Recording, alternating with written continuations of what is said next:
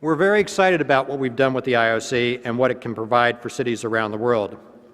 But we recognize in many cases that the need starts with a single functional area or department, and we certainly understand that. When you look at the many potential places within cities' infrastructure where quality of life improvements can be made, it's hard to argue against first starting with public safety, transportation, or water management.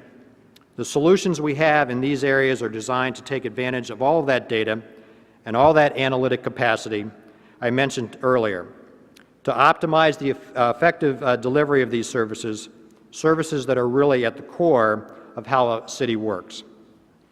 In Vancouver, you have a fine example of what I've been talking about.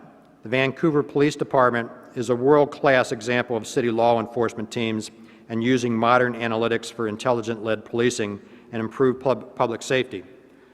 With analytics and an integrated provincial-wide approach, the Vancouver Police Department is tackling the mounds of criminal data they need to manage daily to eliminate silos of information and improve the efficiency and effectiveness of police operations and investigations. Analysis of information has gone from weeks to seconds, and the police now have secure access to more than 600 million records across jurisdictions. Ultimately, this approach is helping reduce and better manage crime.